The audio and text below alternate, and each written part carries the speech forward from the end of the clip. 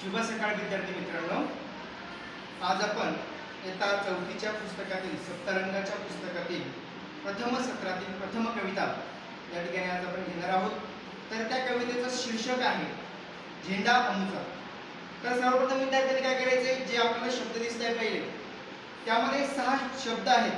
ते शब्द सर्वप्रथम आपल्या क्लासवर्कच्या वहीमध्ये ते लिहून घ्यायचे आहे आणि त्याचं वाचन करायचं आहे. तर कवितेला आपण सुरुवात करूया.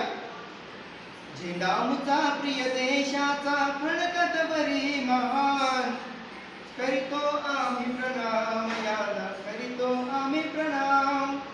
झेंडा अमुचा प्रिय देशाचा फडकत बरी महान, करीतो आम्ही प्रणाम याला, करीतो आम्ही प्रणाम.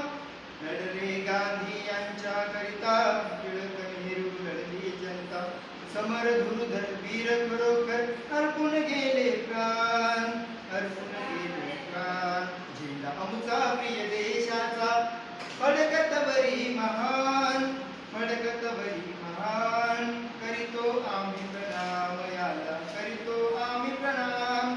भारत माता मुची माता, आम्ही गातो या जय गीता, हिमालयाच्या उंच शिरावर फडकत राही निशान, फडकत राही निशान. झेंडा अमुचा प्रिय देशाचा फडकत बरी महान, फडकत बरी महान, करीतो आम्ही प्रणाम याला, करीतो आम्ही प्रणाम. गगनावरी अन सागर तीरी, सळसळ करीतो लाटा लहरी, जय भारत जय भारत जय, गाता ती जय गान, गाता ती. झेंडा अमुचा प्रिय देशाचा फडकत बरी महान, करीतो आम्ही प्रणाम याला, करीतो आम्ही प्रणाम. प्रस्तुत आज आपण या कवितेचं शीर्षक आपण समजून घेणार आहोत. एक एक ओळीचा अर्थ आपण समजून घेणार आहोत. बघूया पहिली ओळ. झेंडा अमुचा प्रिय देशाचा फडकत बरी महान, करीतो आम्ही प्रणाम याला, करीतो आम्ही प्रणाम. आता झेंडा या शब्दाचा अर्थ काय होतो बघा. झेंडामध्ये निशाण, एक ध्वज, पताका आणि झेंडा आमचा प्रिय देशाचा फडकत बरी महान. आता फडकतो हा झेंडा केव्हा फडकतो की जेणेकरून आपले जे राष्ट्रीय सण असतात, कोणते कोणते, तर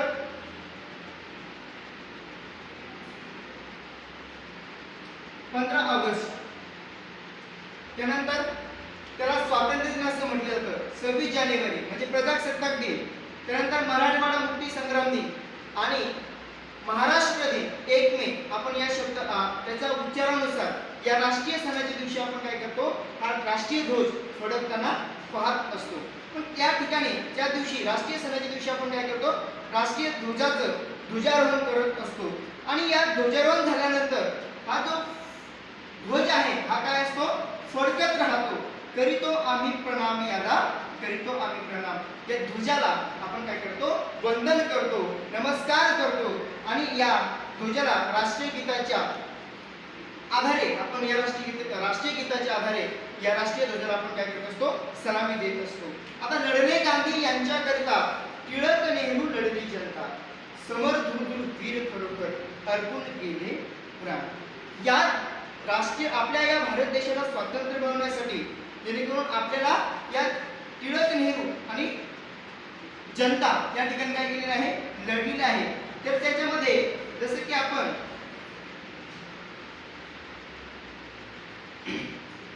इंग्लंड, ब्रिटिश लोक आपल्यावरती या भारत देशावरती राज्य करत होते. जवळपास इंग्रजांनी आपल्यावरती 150 वर्ष काय केलेलं आहे, सत्ता केलेली आहे, सत्ता गाजवलेली आहे, अन्याय केलेला आहे. आणि या अन्यायाला 15 ऑगस्ट 1947 रोजी आपला भारत देश काय झाला, स्वातंत्र्य झाला. आणि या स्वातंत्र्य मिळाल्यानंतर आपल्याला खरोखर जसं की कितीतरी आपल्या बरेचशा जे नेते आहेत, जसे की टिळक असतील, नेहरू असेल, जनता या ठिकाणी लढलेली आहे. आपला प्राण कितीतरी लोकांनी गमावलेला आहे. कशासाठी, स्वातंत्र्य मिळवण्यासाठी, स्वातंत्र्य प्राप्त करण्यासाठी. समर धुरधुर वीर खरोखर अर्पून गेले प्राण. युद्ध झाल्या, लढाई झाल्या, संग्राम, प्रवीण, तरबेज, अग्रेसर, बहादूर असे कितीतरी लोक यामध्ये शहीद झालेले आपल्याला दिसतात. भारत देशापासून इतका अन्याय सहन केला की जेणेकरून आपली त्यांच्यावरती सत्ताच प्राप्त होत नव्हती. आपल्याला कुठेतरी जसे की इंग्रजांनी ज्यावेळेस इंग्रजांचं राज्य होतं त्यावेळेस आपल्याला त्यामध्ये जसं की आपण जगावं की नाही जगावं अशी आपल्याला जसं की आपल्याला त्या ठिकाणी आपलं मत जे आहे ते निर्माण होत होतं.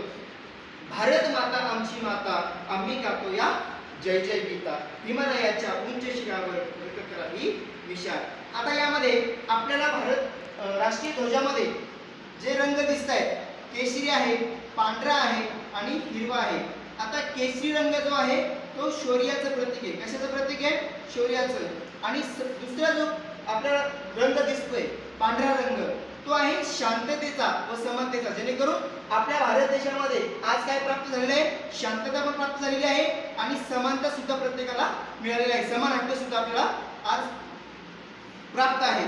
त्यानंतर शेवटचा जो रंग दिसतोय तिसऱ्या क्रमांकाचा तो हिरवा रंग आहे. हिरवा रंग कसा आहे? तर हा कृषी प्रधान देश असल्यामुळे आपला भारत देश काय आहे? कृषी प्रधान देश आहे. आणि या कृषी प्रधानाचं एक प्रतीक म्हणजे समृद्धीचं प्रतीक म्हणून त्याला काय केलं जातं?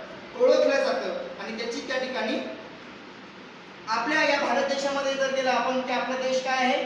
कृषी प्रधान देश आहे.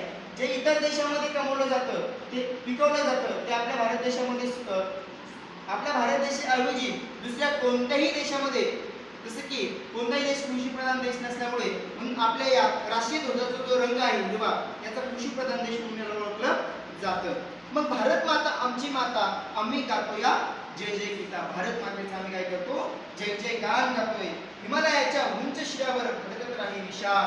हा जो आपला राष्ट्रीय ध्वज आहे हा काय करतोय? कुठेतरी आपलं निशाण दाखवतोय. आपलं उंच तीरावरती फडकतोय. गगनावरी आणि सागर तीरी सळसळ करती लाटा लहरी. जय जय भारत गातात ती जय जय गान. गगनावरती म्हणजे आकाशावरती आणि सागर तीरी समुद्र तीरी सुद्धा समुद्राचे जे लाटा आहेत त्या सळसळ करतायत आणि जय भारत असं नामधून करतायत. त्याच्या त्या लाटाचा आवाज जो आहे तर कशामधून त्या प्राप्त होतोय की जय भारत आणि जय जय गातात ती जय गान. अशा या प्रकारच्या माध्यमातून आणि समुद्राच्या लाटा सुद्धा काय करतायत? जय जय भारत गातायत. म्हणून अशा प्रकारे आपली या कवितेचं जे शीर्षक आहे कवितेचे जे कवित्री आहेत तर विमल कुलकर्णी या ठिकाणी सुंदर सांगतायत. आणि आपल्याला प्रत्येकाचं स्वातंत्र्य प्राप्त होण्यासाठी देशावरती समान हक्क प्राप्त करण्यासाठी देशात आपल्याला देशाचं महत्त्व करण्यासाठी त्यांनी आपली ही कविता आपल्याला अभ्यासक्रमासाठी दिलेली आहे. तर मग तुम्ही सर्वप्रथम काय करायचं? आपल्याला केसरी रंग जो आहे शौर्याचं प्रतीक आहे. परंतु यामध्ये जसं की नेहमी आता त्या ठिकाणी आपल्याला पांढऱ्या रंगाच्या मध्ये मधोमध जे गोल अशा प्रकारचं अशोक चक्र दिसते त्याला काय आहे? 24 आरे दिसतात त्याच्यामध्ये. 24 आरे जसं की तो जो आहे तर त्याचा रंग निळा आहे. निळा म्हणजे काय? की जसं की आपलं आकाश जे आहे ते निळसर रंगाचं आहे आणि स्वच्छते म्हणजे जेणेकरून निर्मळ आहे. जसं की आपला भारत देश सुद्धा काय आहे? स्वच्छतेचं प्रधान आहे आणि असा स्वच्छतेचं माहेरघर सुद्धा बनलेलं आहे. जसं की त्यामधून खरोखर आपल्या माणुसकीमध्ये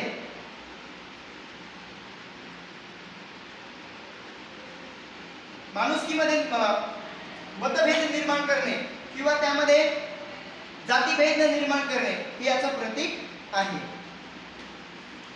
तर समजलं विद्यार्थी मित्रांनो? तर आपल्याला काही मागचे जे क्वेश्चन दिलेले आहे जसं की खालील प्रश्नाची उत्तरे लिहा ते आणि कवितेच्या ओळी पूर्ण करा. यामध्ये 2 प्रश्न आपल्याला CW मध्ये आणि HW मध्ये राईट करायचे आहे. जर त्याच्यानंतर खालील शब्दाचे वचन बदला. तुमच्या शाळेत राष्ट्रध्वज कोणत्या दिवशी फडकवला जातो ते सुद्धा आपण मी तुम्हाला सांगितलेलं आहे. तर हे सर्व काही याचे जे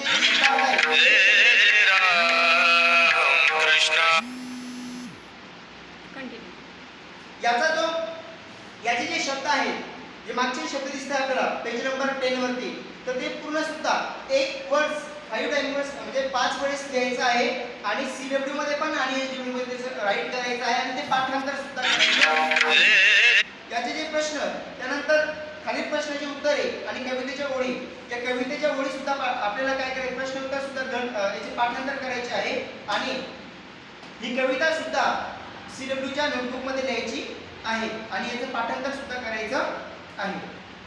समजलं? ओके, धन्यवाद.